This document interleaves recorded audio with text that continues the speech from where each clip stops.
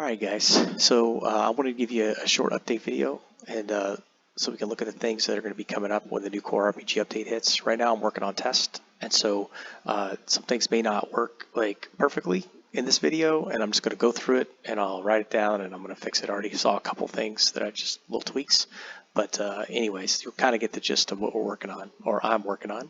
So the first is currencies. They changed the encumbrance system, so now you have coin weight in here, and you can see it's all under the options menu. And then you can change this, and if you change this, it actually updates it. Okay, I put a general equipment thing in here. It defaults to 80, but you can change this any number you want, and it'll change your total coin weight. Now that's only if you want to use encumbrance detailed option number 3 out of the book. If you don't, if you just want to ignore encumbrance, you just turn it off. And this updates, this will stay not encumbered, and your movement won't change, right? But as soon as I do detailed, you can see my movement updates based upon the tables in the book.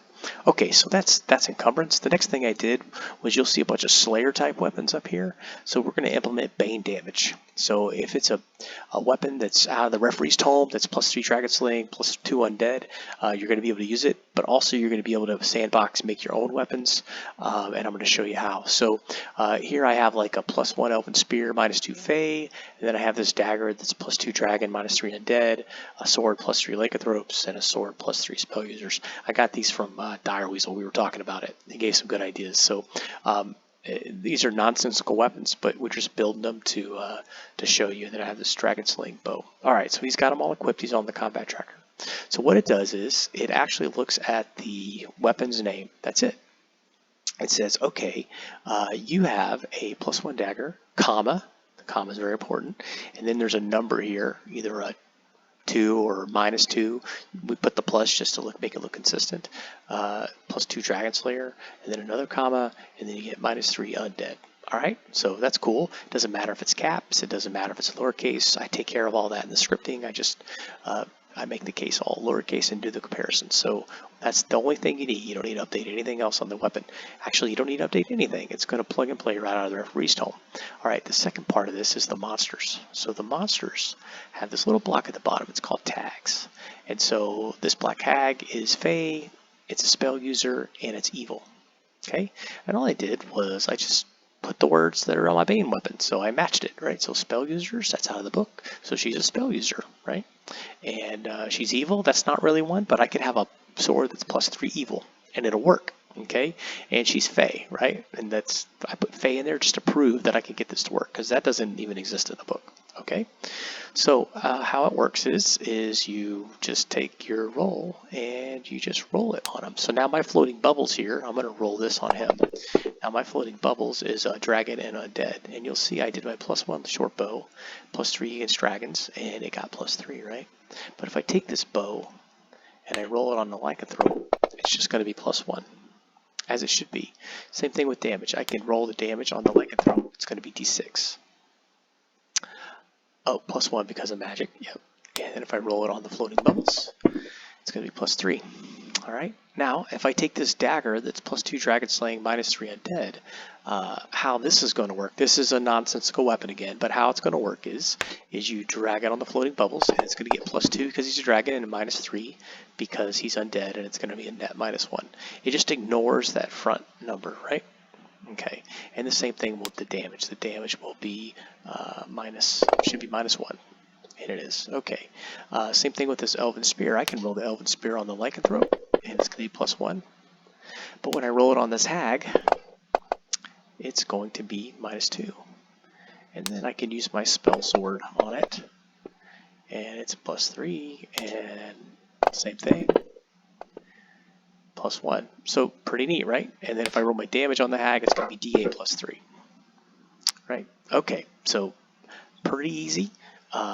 It's the weapons, just like they are, plug and play.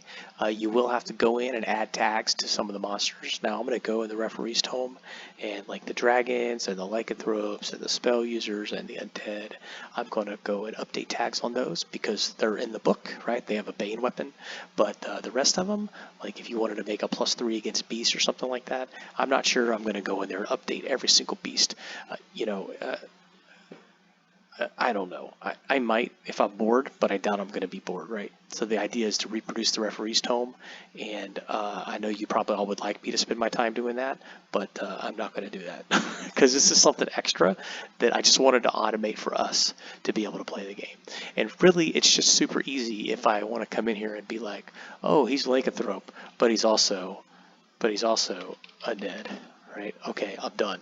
That's it, right? And then he's going to die, and we're never going to use him again, right? Okay, so that's Bane weapons. All right, so we went over Bane weapons. We went over, I think I showed you this. Where's my options menu? This stupid thing blocks it. Right, so if you go look in the options menu, we have the detailed encumbrance. I think I showed you that. We have the initiative method, and we have the advanced race options now in here. It turns it off and on. So anyways, that's what's coming down the pipe here. I'm going to try to get time, and I'm going to work on the like the dwarves and the halflings and how they affect their saves. And what I think I'm going to do is, if you're a dwarf or a halfling, you're going to get a little box here, and you're going to get a little box here, and it's going to be like, because they get a plus. Let me read what it says. They get a plus for poison, and they get a plus. It's called resiliency. Resilience. Yep. So they get a plus to magic wands, rods, and staves. So it'll affect this box. And spells, right? And poison. So you'll probably get a little box here for poison to roll. And what it'll do is it's going to automatically update those and keep track of it based upon your con as you level. So that's one thing I'm going to implement. I still plan on implementing. But if you got any ideas, I'm always open to listen to them. And I appreciate everybody's support. I appreciate everybody going out and buying the tomes and buying the adventures that the guys all worked on. And of course, thanks for buying my extensions. So Ron's World, and of course my shops extension, Yield Shops, that we can use for, I like to use it for role-playing purposes, but it's also pretty convenient if you want to let your players buy goods. All right, thanks a lot.